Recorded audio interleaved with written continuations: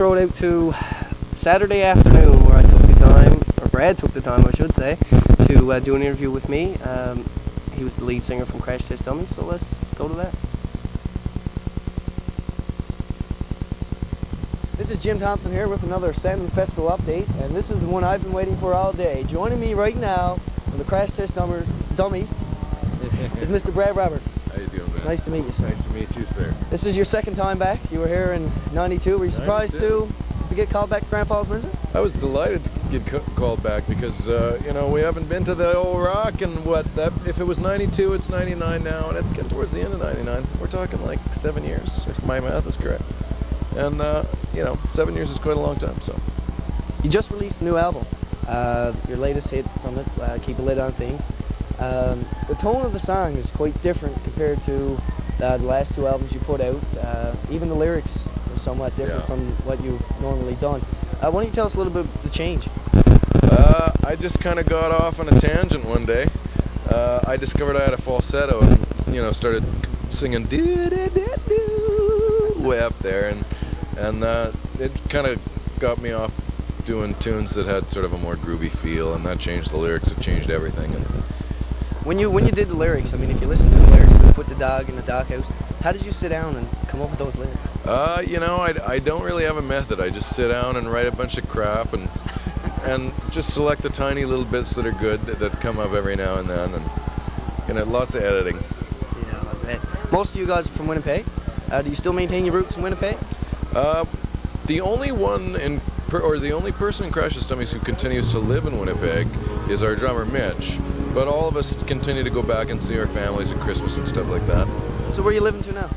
I'm living in New York. My brother Dan, who plays bass, and Ellen are both living in Toronto. Benjamin, our harmonica player, is living in London. And Mitch is in Winnipeg.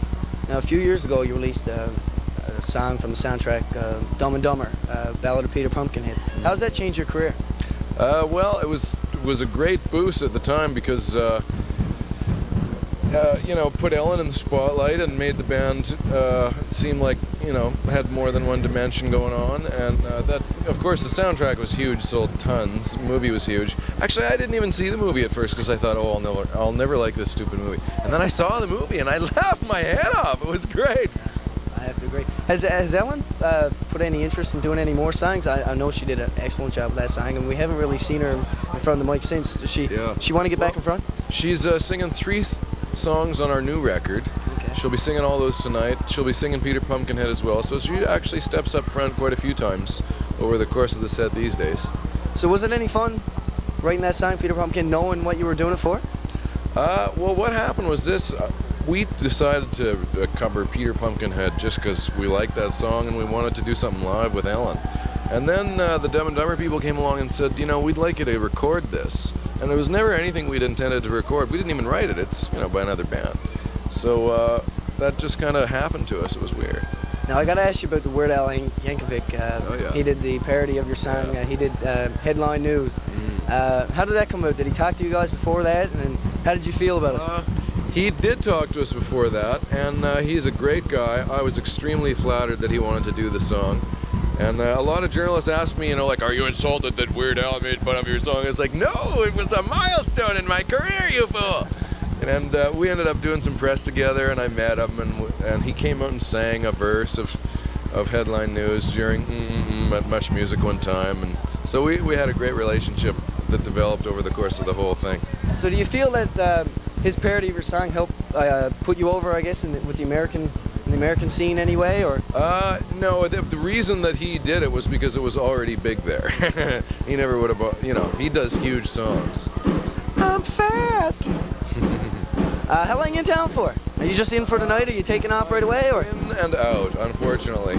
But I'm going to be on the East Coast. I'm going to go to Nova Scotia for a little while, and I might actually come back here just to spend some time on my own. Because usually I have to come here with just, you know, and work. So it'd be nice to come back and just hang. Have you had a chance to check out any of the bands here today? You know what? I got up early in the morning, did sound check at 11 o'clock, went back to my hotel room, and fell asleep from noon until 5. So you mean to tell me you were in your hotel room watching Cable 9? Actually, everyone, the whole band was talking about Cable 9 and all the interviews we were doing from people that were just hanging around and how people have come from far and wide to see this show. So the Crash Test Dummies, we're watching Cable 9 in the hotel room. That's cool. Have a good time here tonight. I can't wait to see you. Thanks. And it's good to have you back here in Grand Falls Windsor. Alrighty. This is Jim Thompson with another Salmon Festival update. Let's throw it back to George and Dave.